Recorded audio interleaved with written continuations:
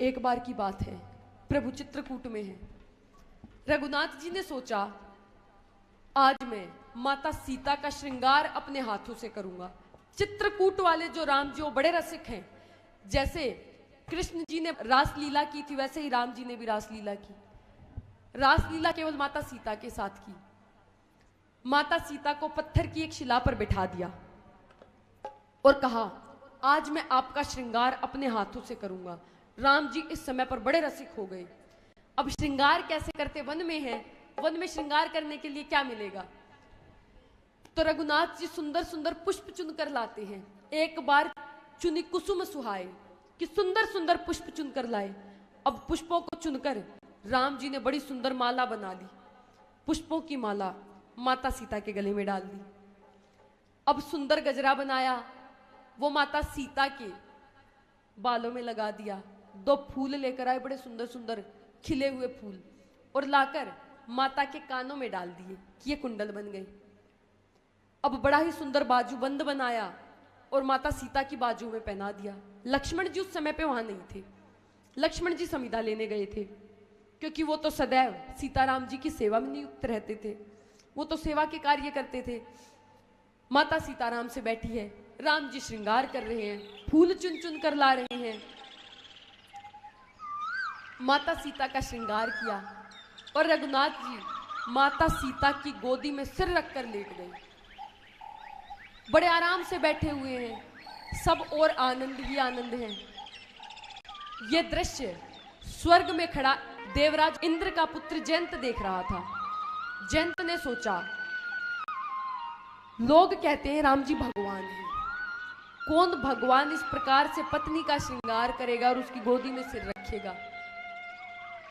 भगवान तो इस प्रकार से नारी का श्रृंगार नहीं करेंगे। ये भगवान नहीं है, ये कोई और ही है। और भ्रम फैलाया गया है कि भगवान है। यदि किसी को भ्रम हो जाए तो क्या करता है? माता सती ने क्या किया था? परीक्षा ली थी। जयंत ने सोचा मैं भी जाकर परीक्षा लेता हूं। ये कौवे का वेश धारण करके आ गया राम जी की परीक्षा लेने। तुलसीदास जी ने बताया ये ऐसा लग रहा है जैसे कोई चींटी समुद्र की थाह पाना चाहती हो। चींटी आ जाए समुद्र के किनारे और कहे समुद्र तू कितना गहरा है, आज मैं तेरे को नापूंगी।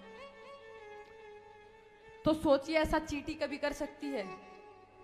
चींटी सोचती है अभी मैं छलांग लगाऊंगी और समुद्र की गहराई का पता लगाऊंगी। इतने में लहर आ जाती है तो पता ही नहीं लगता चींटी कहां गई। तो यही हाल जयंत का है। अब देवता तो देख रहे हैं कि ये जयंत क्या कर रहा है, तो जयंत उस चींटी के समान है जो अभी बह जाएगा।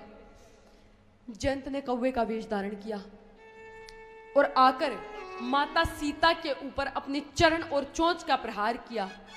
चला रुधिर रघुनायक जाना, इसने रघुनाथ जी का अपराध किया। माता सीता के ऊपर चोंच का प्रहार किया, रक्त की धार बही। रघुनाथ जी ने देखा इतना सामर्थ्य किसमें है। उधर देखा तो कौवा देख रहा है टुकुर टुकुर, चोंच में खून लगा है। रघुनाथ जी को बड़ा क्रोध आ गया। पास में एक सीख पड़ी थी। अब वन में क्या होगा, सीख ही होगी। सीख उठाई बाएं हाथ से और उसमें ब्रह्मास्त्र का संधान कर दिया और जयंत के पीछे छोड़ दिया। अब तो जयंत अपने असली रूप में आ गया। वहां से भागा, भागता हुआ सोचता कहां जाए, कौन बचाएगा? ब्रह्मास्त्र पीछे लगा है। सोचता है पिताजी बचाएंगे, क्योंकि पिताजी तो देवताओं के राजा हैं, देवराज इंद्र हैं। उनके पास तो देवताओं की बड़ी भारी सेना होगी, इस ब्रह्मास्त्र से मेरी रक्षा करेंगे। जयंत गया अपने पिताजी के पास। पिताजी ने कहा भगवान से द्रोह करके आए हो, तुरंत भाग जाओ। उसके पिताजी ने उसको रखा नहीं, खड़े नहीं होने दिया और यहां तक यह भी कह दिया हे पुत्र अब तुम्हारी रक्षा कोई नहीं करेगा, तुम राम जी से द्वेष करके आए हो, पुत्र कोई तुम्हें बचाने वाला नहीं, तुरंत भाग जाओ। अब वो भागता हुआ ब्रह्मा जी के पास गया। ब्रह्मा जी ने बोला जब तुम्हारे बाप ने नहीं बचाया तो मेरे पास क्यों आए हो, मैं क्यों बचाऊंगा? तुरंत भाग जाओ। उसने सोचा भोले बाबा बड़े दयालु हैं, वो सहायता करेंगे, रक्षा करेंगे, बड़े दयालु हैं।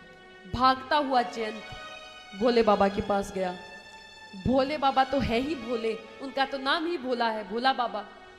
भोले बाबा ने कहा तुरंत भाग जाओ, नहीं तो ये ब्रह्मास्त्र मेरे पीछे लग जाए। त्रिशूल दिखा दिया दूर से ही कि भाग जाओ। अब जयंत वहां से भी भागा, पूरी त्रिलोकी में घूमा, सबके पास गया, आकाश में भी गया, पाताल में भी गया, स्वर्ग में भी गया, नरक में भी गया। न यमराज ने बचाया, न पिता ने बचाया, न देवों के देव महादेव ने बचाया, न देवताओं के राजा इंद्र ने बचाया, न देवताओं के गुरु बृहस्पति ने बचाया। जयंत भाग रहा है, ब्रह्मास्त्र पीछे पीछे भाग रहा है। जब कोई सहायता नहीं करता तो कौन सहायता करता है? संत सहायता करते हैं। राम विमुख राखाते ही नहीं, राम जी से विमुख होकर आया, किसी ने सहायता की नहीं। लेकिन जब कोई सहायता नहीं करता तो संत सहायता करते हैं।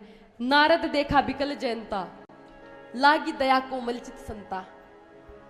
नारद जी ने देखा ये जयंत व्याकुल होकर भाग रहा है। नारद जी ने कहा जयंत क्यों भाग रहे हो? जयंत को गुस्सा आया। जयंत ने कहा नारद जी आपको दिखता नहीं, ब्रह्मास्त्र पीछे पड़ा है इसलिए भाग रहा हूं, रुक जाऊंगा तो प्राण चले जाएंगे।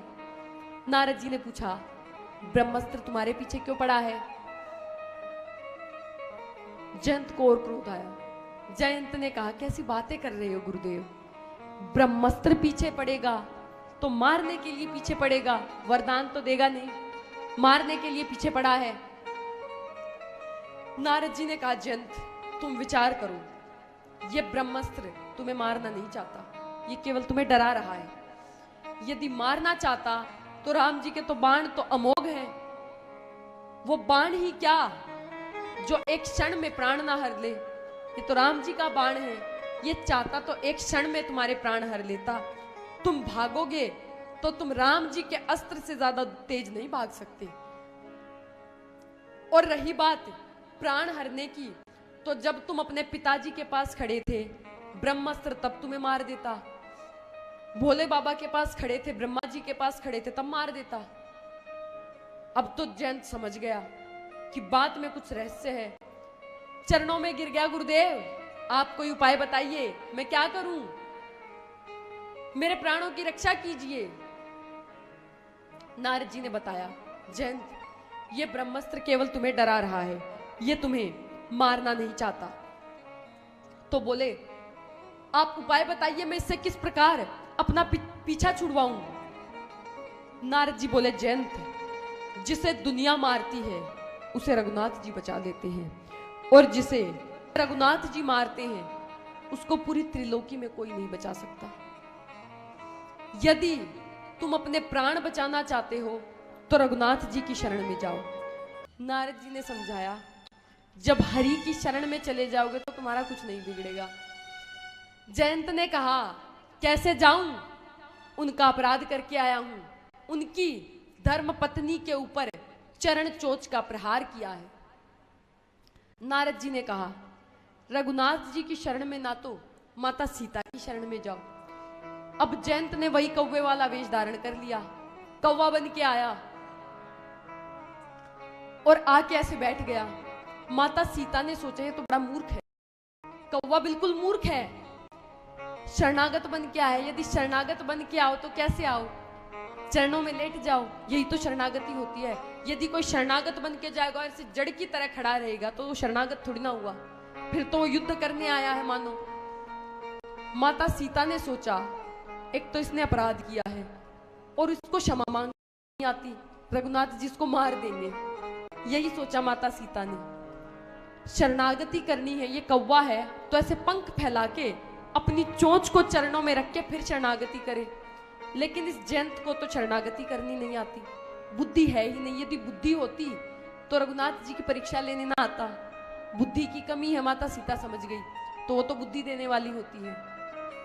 जयंत ऐसे बैठा है, माता सीता ने उस जयंत का सिर उठाकर रघुनाथ जी के चरणों में रखा और ऐसे उसके पंखों को फैला दिया। रघुनाथ जी देख रहे हैं क्या हो रहा है, समझ गए इसको तो क्षमा मांगनी भी नहीं आती, इतना मूर्ख कौवा है ये। रघुनाथ जी ने पूछा क्यों आए हो?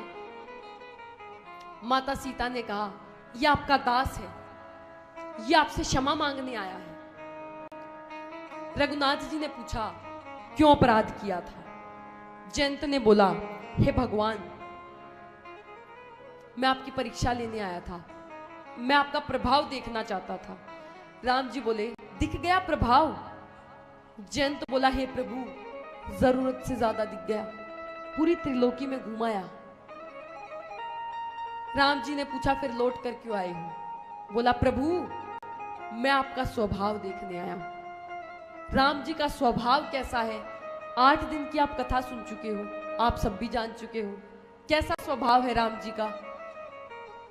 राम जी तो अकारण करुणा वरुणालय हैं, बिना किसी कारण के करुणा करते हैं। कोई शरणागत होकर अगर आए तो राम जी तो तुरंत क्षमा कर देते हैं, बिना किसी कारण के वो तो करुणा बरसाते हैं। राम जी ने जयंत को क्षमा कर दिया, लेकिन बाण छोड़ दिया था तो राम जी के बाण कभी खाली नहीं जाते। तो राम जी ने उसकी एक आंख फोड़ दी और उसको अभयदान दिया। एक आंख फोड़कर उसका जीवन राम जी ने बख्श दिया। भगवान शिव मां पार्वती से कहते हैं देवी, काम तो इसने वध की योग्य किया था, लेकिन देखो रघुनाथ जी को, ये कितने दयामयी हैं, ये कितनी दया करते हैं, जो इन्होंने इस कौवे की केवल एक आंख फोड़कर उसे छोड़ दिया। चाहते तो प्राण हर लेते, ऐसो को उदार जगमाही, इस संसार में भला उनसे ज्यादा दयालु और कौन होगा।